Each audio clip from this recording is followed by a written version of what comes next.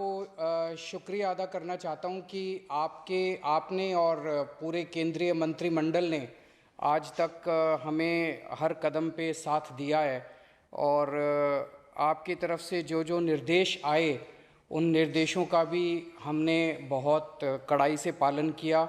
आपका हमेशा सहयोग मिला। दूसरा सर, इस वक्त दिल्ली के अंदर बहुत बड़ा ऑक्सीजन का क्राइसिस चल रहा है जिसमें आपकी मदद चाहिए।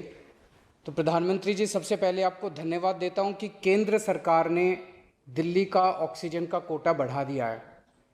लेकिन सर, मैं आपसे हाथ जोड़ के प्रार्थना करता हूं कि इस बढ़े हुए ऑक्सीजन के कोटे को दिल्ली तक पहुंचाने में हमारी मदद करें। एक एस्टीमेट के हिसाब से दिल्ली को 700 टन ऑक्सीजन की ज़रूरत है। आपने हमारा कोटा 480 टन कर दिया, बहुत बहुत शुक्रिया। लेकिन पिछले 24 घंटों में इस बढ़ाए हुए 480 टन में से भी केवल 350 टन ऑक्सीजन दिल्ली पहुंच पाई है। प्रधानमंत्री जी, जब से ऑक्सीजन का संकट शुरू हुआ है मेरे फ़ोन बजते रहते हैं। कभी कोई अस्पताल कहता है कि 3 घंटे की ऑक्सीजन बची है, कभी कोई अस्पताल कहता है कि 2 घंटे की ऑक्सीजन बची है। हम कारण जानने की कोशिश करते हैं तो पता चलता है कि पीछे किसी राज्य ने दिल्ली के लिए ऑक्सीजन लाने वाले ट्रक को रोक रखा है।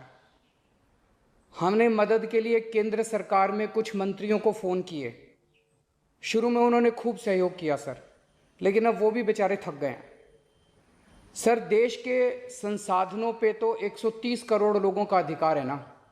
अगर दिल्ली में ऑक्सीजन की फैक्ट्री नहीं है तो क्या दिल्ली के 2 करोड़ लोगों को ऑक्सीजन नहीं मिलेगी? जिस राज्य में ऑक्सीजन की फैक्ट्री है, क्या वो दिल्ली की ऑक्सीजन रोक सकते हैं? ऐसे में हम क्या करें? सर, मैं आपका बेहद शुक्रिया अदा करना चाहता हूं कि आज आपने ये मीटिंग बुलाई है, बहुत सही समय पे ये मीटिंग बुलाई है।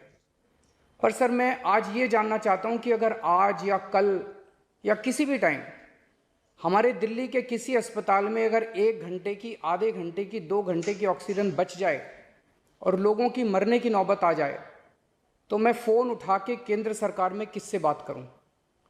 सर, मैं ये जानना चाहता हूं कि अगर कोई राज्य दिल्ली के कोटे की ऑक्सीजन का ट्रक रोक ले तो मैं फ़ोन उठा के किससे बात करूं? हालत काफ़ी ज़्यादा गंभीर हो चुके हैं सर। हम अपने लोगों को मरने के लिए तो नहीं छोड़ सकते। हमें लोगों को ये विश्वास दिलाना पड़ेगा कि एक एक ज़िंदगी हमारे सबके लिए कीमती है। हम आपसे फिर से दिल्ली के लोगों की तरफ से हाथ जोड़ के अपील कर रहे हैं कि सर, तुरंत कोई कठोर और सार्थक कदम नहीं उठाया गया तो शायद दिल्ली के अंदर कोई बहुत बड़ी त्रासदी हो सकती है। मैं आपसे मार्गदर्शन चाहता हूं सर। सर, कुछ ही राज्य हैं जहां से मैक्सिमम दिल्ली की ऑक्सीजन आती है और जहां सबसे ज़्यादा दिक्कत आ रही है और जहां सबसे ज़्यादा हमारे ऑक्सीजन के ट्रक रोके जा रहे हैं। मेरी आपसे विनती है, अगर आप उन राज्यों के मुख्यमंत्री को एक बार बोल दें, फ़ोन कर दें कि हमारे ऑक्सीजन के ट्रक ना रोकें तो दिल्ली के लोगों को ऑक्सीजन मिल जाएगी। आपका एक फ़ोन ही बहुत है सर उनको। दिल्ली के 2 करोड़ लोगों की तरफ से मैं आज आपसे हाथ जोड़ के विनती कर रहा हूं कि सर, आप हमारी मदद कर सकते हैं। आप कृपया हमारी मदद कीजिए और अस्पताल में लोगों को ताकि ऑक्सीजन मिल जाए। ऑक्सीजन की कमी के कारण अस्पताल में जो हालत बने हुए हैं वो अब देखे नहीं जाते। लोग बहुत ज़्यादा तकलीफ़ में हैं सर। पूरी रात हम सो नहीं पाते, नींद नहीं आती। इनका मुख्यमंत्री होते हुए भी मैं कुछ नहीं कर पा रहा। डर लगता है कि ऑक्सीजन की कमी से कहीं कोई बड़ा हादसा ना हो जाए।